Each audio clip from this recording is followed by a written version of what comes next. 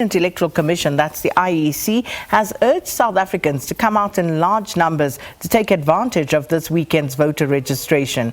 And voting stations across the country will be open on the 18th and 19th of September from 8 a.m. until 5 p.m. to enable those who wish to vote the opportunity to register.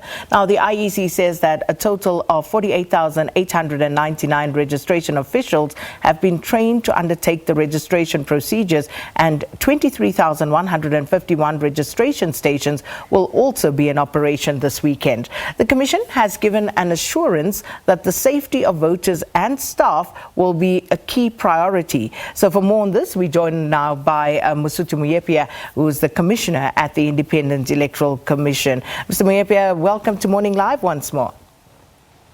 Thank you so much, Sakina, for having us this morning. Good morning to you and your listeners, your viewers. Absolute pleasure. The IEC, you've launched the new online registration portal about 2 months ago, and as of yesterday, and please correct me if I have these numbers wrong, but as of yesterday, 156,651 voters had successfully used the system to register, but there were some reports of system glitches. Can you just give us an update on that operation?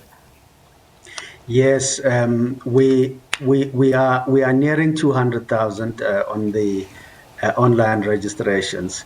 There was a glitch for about 2 hours. It was just a thing where there was a backlog on the mapping application, given the demand, and that backlog was resolved within 2 hours. The system is up and running, and all is well. We are grateful that citizens are using every available opportunity to get their details on the voters' roll. That is a welcome development indeed. So many questions still abound, and one that we hear every single election, Mr. Moepya, is the question of who the IEC uses as its officials at voting stations. Now, many people are of the view that given the high unemployment rate in the country, the IEC should be looking to employ unemployed South Africans, as opposed to what has been a trend in the past, using largely teachers, because a lot of the schools are voting stations. I don't know whether that's the reason, but can we just speak to that concern, because people highlighting that again, especially in light of the high unemployment rate? You know, Sakina, we live in this country, we are part of this country, and we have to be part of the solutions this country is facing. But, the people we employ are not necessarily persons that we keep for long. And for that purpose, I must tell you that more than 70% of the people we are employing in the registration weekend are persons that don't hold any job. In fact, they are completely from the unemployed persons.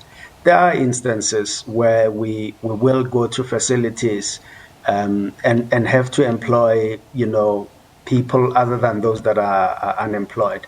We are looking in these elections at a majority of the staff members, particularly being young persons, and for a number of reasons. One is we need people that will be conversant with the use of technology, as we will be using new equipment for the registration. But we're also looking at persons that will be available when we need them. And that is an important consideration. If that we find, that's the first price we will pay. There is another issue, and that issue we mustn't shy away from. We are the Electoral Commission. We cannot have a situation where someone is a candidate in an election and also an employee at a voting station or registration center. And that is another limitation that we have to look at. But all of these things put together, we are looking at affirming persons that would otherwise not have any working experience, persons that we can help acquire some skill. That's what we are looking at. And given that we're in a pandemic, the health and safety of voters and, of course, IEC staff has also been flagged as one of the major concerns for this year's local government elections. Now, what precautions has the IEC taken in order to comply with the country's COVID-19 regulations and in order to make sure that we keep people as safe as possible? We have not stopped at anything to ensure that both our staff members and persons that are coming to our registration stations will not be infected as far as is possible. We have full PPE for our staff members at the voting stations. We have sanitizers. We will ensure that every registration station has persons that will look at the distance, social distance that must be kept. Someone will make sure that persons coming have masks on and they keep their masks continuously whilst at the registration station. We will have persons that, ensure that where necessary, where you need to use a pen, you bring your pen, but we will provide you with one that is sanitized right in your presence. Voting stations will be defogged once we finish with them so that we do not leave anything behind when we leave. Those persons that have applied for registration and to be visited at home for a registration, they will have persons coming in full PPE, and we will register them in their home or wherever they may be. For those that are not able to come to the registration station, and therefore we are confident that measures we have taken are measures that will help ensure that we do not spread this pandemic. And Mr. Moepya, just with regard to that, people who have registered to have someone come to their home to get them registered, how is that process applied for? And is it closed or is it still open? Can people still make use of that avenue? Well, it is still open, but one must say, you can't be applying over the weekend and expecting us to come over the weekend. And as we know, this weekend is the ultimate weekend for registration. We do expect that the Minister of COGTA will on Monday proclaim the election. That process is pretty simple. You cause an application form to be sent to the commission, an office of the commission where in the municipality where you live, and that will be confirmed. Someone will come to your home. You will know that somebody will come to your home or to your place where you are, and they will register you. That process has been open, and as I speak to you, people have been going to homes. But I'm afraid that sometime in the day-to-day, the facility will possibly taper down and close for tomorrow as we work in the registration stations, as it were. And just how many South Africans are eligible to vote, Mr. Moepya, and how many have registered for this year's election so far?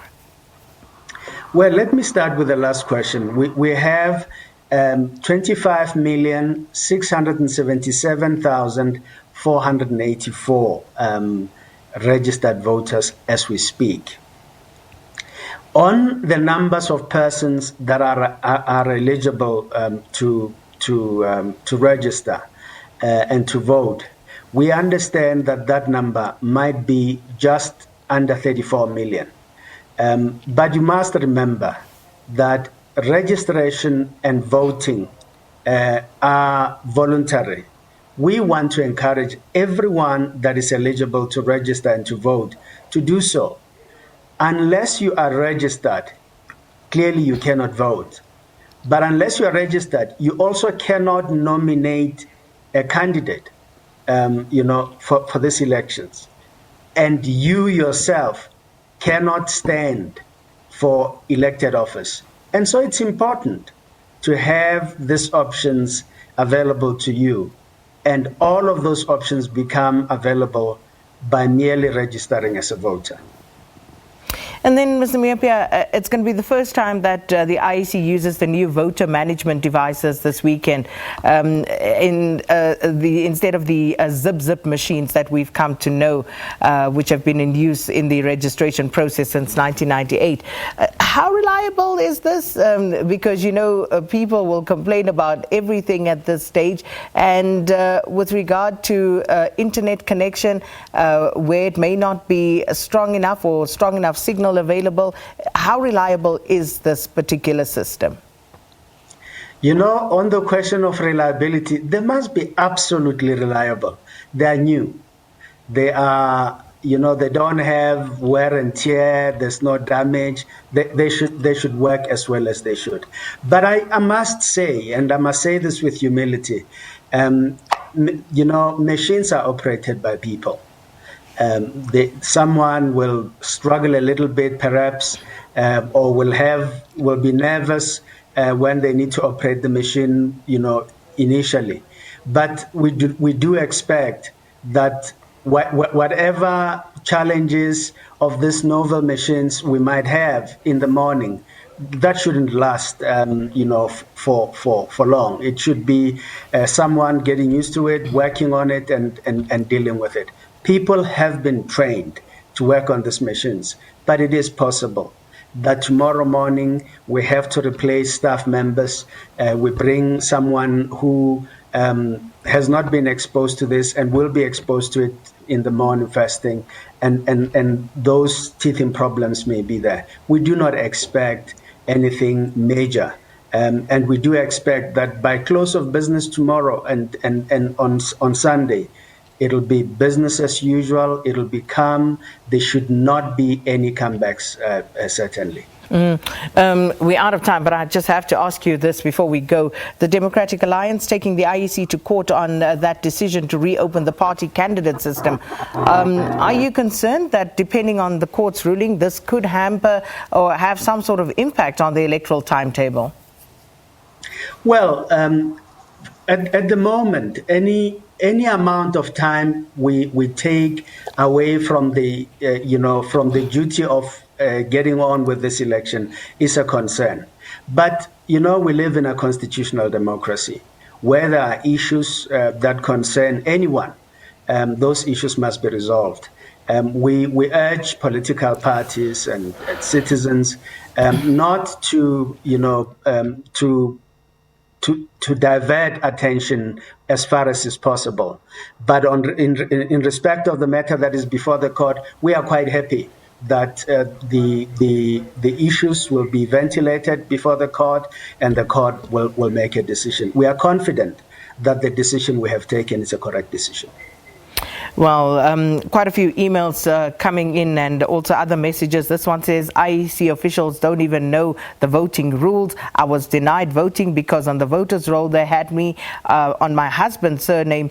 Meanwhile, I use my maiden surname. I had to complain on Twitter for someone to take note and speak to those people at my voting station. Someone else saying that Mr. Moepya, in their ward, the same people who have been working, manning these voting stations are again going to be manning them, teachers once again. So quite a few issues, but I do know that we will speak more and we'll highlight some of these more prominently in our next conversation. But for today, that's where we're going to park it. Voter registration weekend. Thank you so much, Mr. Mosotho Moepya, Commissioner of the Independent Electoral Commission, talking to us about the Independent Electoral Commission's readiness to hold this weekend's voter registration. And with that, it's time for your news at 7.